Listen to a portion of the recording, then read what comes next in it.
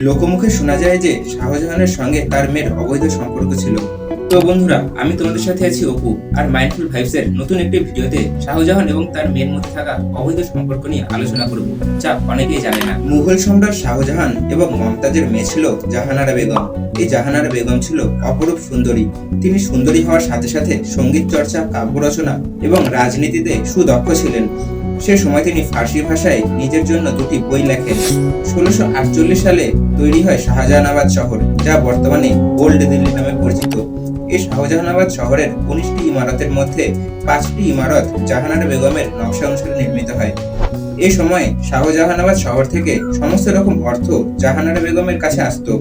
বলা হয় জাহানারা বেগম একটি নিজস্ব বাণিজ্য জাহাজ ছিল, যা দিয়ে ইংরেজ ও ডাচদের সঙ্গে তিনি বাণিজ্য করতেন। সাম্রাজ্যের সবথেকে সম্মানীয় নারী ছিলেন জাহানারা বেগম। ঔরঙ্গজেব এবং দারাশিকো দুজনেই জাহানারা বেগমকে খুব ভালোবাসতেন।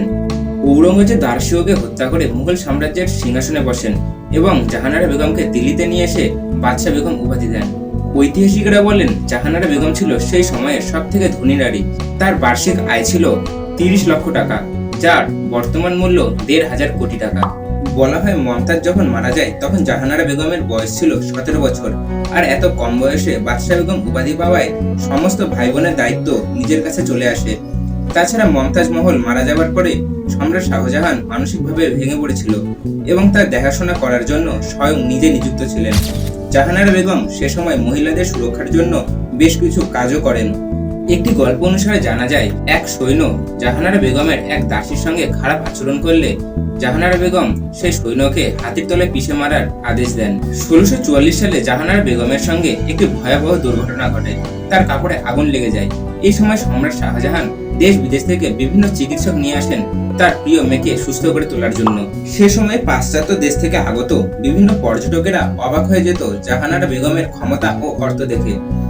কারণ সে সময় মেয়েদের এত ক্ষমতা ও ধন সম্পদ থাকতো না, কারণ বিয়ের পর মেয়ের সমস্ত সম্পত্তির মালিকানা হয়ে যেত তার স্বামীরা, এবং সে সময় মেয়েদের কাছে স্বাধীনতাও ছিল না।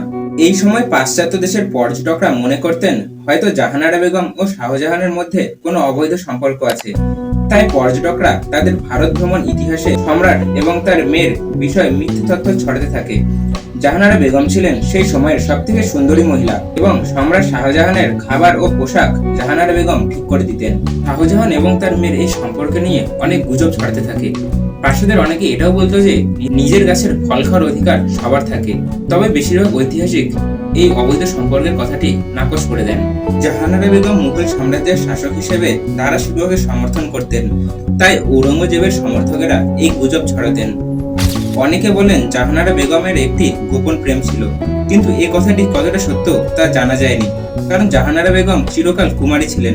এর পিছনে একটি যুক্তি আছে যে তিনি এতটাই বিদ্বান ও সুন্দরী ছিলেন যে তিনি নিজের মতো কাউকে পাননি। মমতাজের মৃত্যুর পর জাহানারা বেগমই মুঘল সাম্রাজ্যকে ধরে রেখেছিলেন। 1661 খ্রিস্টাব্দে মাত্র 66 বছর বয়সে জাহানারা বেগম মারা যান।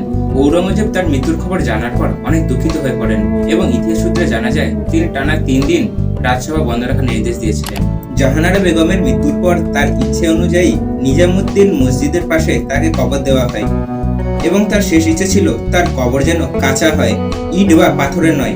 মুঘল সাম্রাজ্যের শুধুমাত্র দুজনের কবরই খোলা আকাশের নিচে আছে, তার মধ্যে একটি জাহানারা বেগম এবং একটি সম্রাট ঔরঙ্গজেবের।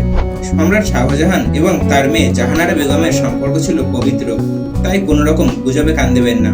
তো বন্ধুরা, ভিডিওটি কেমন লাগলো সেটা কমেন্ট করে অবশ্যই জানাবে, এবং এরপর কোন টপিকে ভিডিও পেতে চাও সেটাও অবশ্যই জানাবে। দেখা হচ্ছে নতুন কোনো ভিডিওতে নতুন কোনো টপিকের সঙ্গে। ততক্ষণের জন্য ভালো থাকবেন, সুস্থ থাকবেন। জয় হিন্দ, জয় ভারত।